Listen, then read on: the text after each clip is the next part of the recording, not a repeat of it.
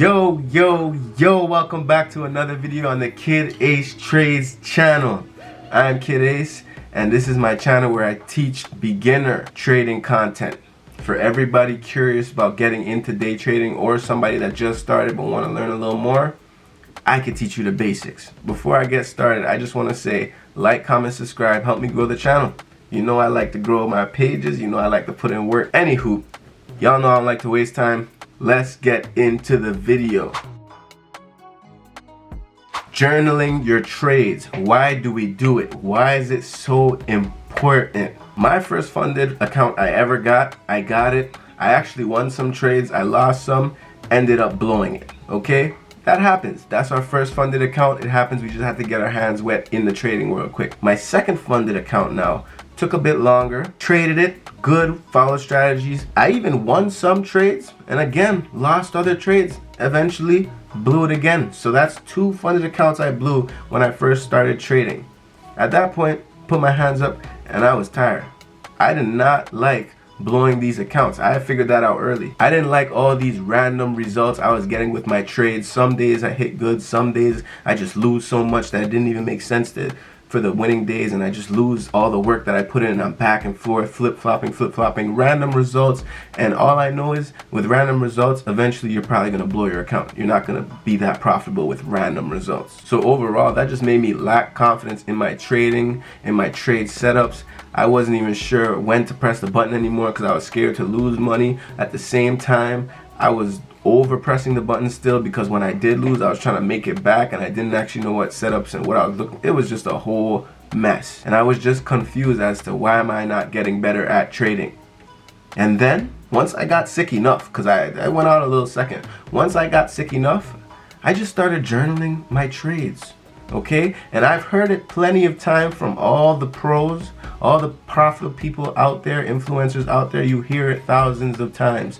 Journal your trades. I never knew how important it would be until this moment in my life. The minute I started journaling, I promise you, I saw the results like instantly. I got way more confidence because I understood the patterns in terms of my trading. I was understanding myself in terms of trading more. I was understanding what happened when I won trades, what happened when I lost trades.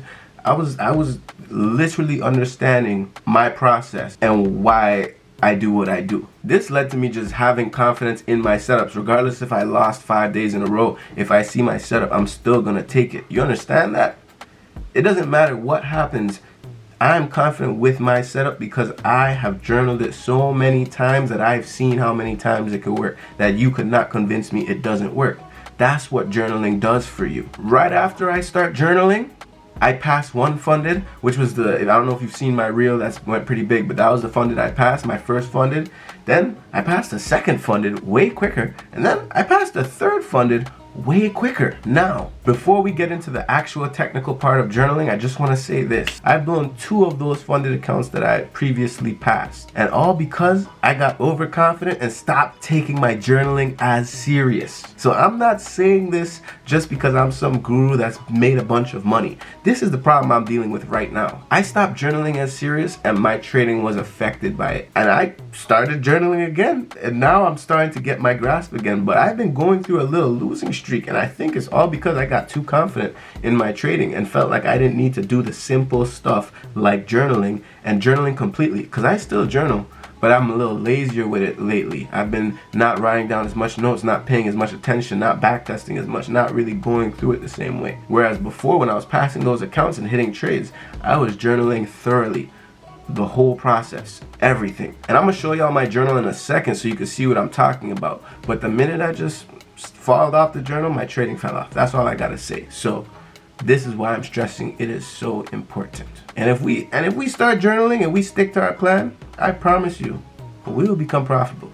Because these journals are made in a way of we're thinking emotionless and more strategical and more about what we know and studied, not off of emotions. So that is why we journal our trades, to see what we did when we won trades, to see what we did when we lost trades, tracking our behavior, our patterns, and just learning from your mistakes in general as a trader. Everybody trades different, everybody handles the market differently emotionally wise, so you're just learning yourself. And at the end of the day, this is how you craft your own specific strategy. You might have got your strategy from somewhere else like me, but you still craft it in a way that you kind of like it the most. Now this brings me to how do we journal correctly. And I'm going to give you the general sense of how you should journal correctly, and then I'll show you exactly what I do. First, you want to journal with pre-analysis notes. These notes are pretty much just your pre-market analysis. Where you think price is going to go and why you feel like you should enter this trade. What confluences do you see? PD arrays, whatever you want to use. Like, what is telling you that this trade is going where it's going? And where are you going to enter and why are you going to enter? All the same thing. Your pre-analysis notes before the magic happens. The next thing you want to journal is during the trade. That means once you click that button, you want to just watch the trade and record what's going on with your head emotionally, what's going on with the price action, talk yourself through it, figure out what details are going on, you know? And then third, what you want to do is your post-trade clarity notes, okay? And these notes to me are the most important because you just discuss what went good or bad within the trading day. Did you follow your rules? Did you stick to the plan? If you did, why did you win? If you did, you know why you won. If you didn't, why did you lose? If you keep losing by following your strategy, that journal is going to help you figure out a pattern as to why you keep losing. Maybe it's a specific time. Maybe it's something you need to wait for, you know, an extra sweep before, something like that. There's just always patterns you can find through journaling. So those three main sections. Now we can get into my trade journal. You don't have to copy it, you don't have to use it, but this is just specifically how I like to. And I want to throw out there, you don't have to use what I'm using. This is Google Docs. You can use a pen and paper like old school and just write it handwritten. You can use trade journals. You know, there's a bunch of softwares and websites. I used to use a couple that will literally be your trade journal. You can put your data from TradingView into that trade journal and it'll map it all out for you and have a nice little journal so you can look at your stats and your time of trades, this, that, duration of trades, all that. Which is why my trading journal does not have some of that stuff, because I know that option is available if I want to get it. But I can also, like for instance, when I trade with my when I trade with TradeLocker here, this is my live account with Gates FX, I would just look. These are old trades at this point, but like you just see the time here. You feel me? It tells you all you bought here, the amount you bought, what instrument, at what price. You know, it tells you everything you need to know about what trade you took. My fault, y'all. But so that's where I get my more detailed stuff. But in my trade journal, let's go over it now. I have trade day number. Okay, this is just specific to me. I want to know how many days I've actually like sat down and looked at the charts. I'm just gonna keep the number going. Today's date, you know, WL, win loss. Okay, pair, symbol, instrument, all the same thing. That's ES, NQ, YM, whatever you trade, oil, gold, all the same thing. Then here in this section we have my pre-analysis part. News is a big thing for me, so I have my news first. I usually put that the night before. Then here I have some of the notes I like for pre-analysis, a lot of the things I pay attention to. And I'm not gonna lie, if you've ever heard, shout out Jack Trades, if you've ever heard a trader named Jack Trades, I'm actually in love with his PO3 system, and this is exactly what I trade most of the time. So that's what you're gonna kind of see from my notes in a sense. But yeah, so I have my pre-analysis. I would say that you see parts of it that's already there, but for instance, let's say I see a little more, I might type something here, blah, blah, blah, blah, and I see more, blah, blah, blah. So I just kind of keep it going if I need it, you know, and I'll just keep putting notes and filling notes as long as I need it, you know.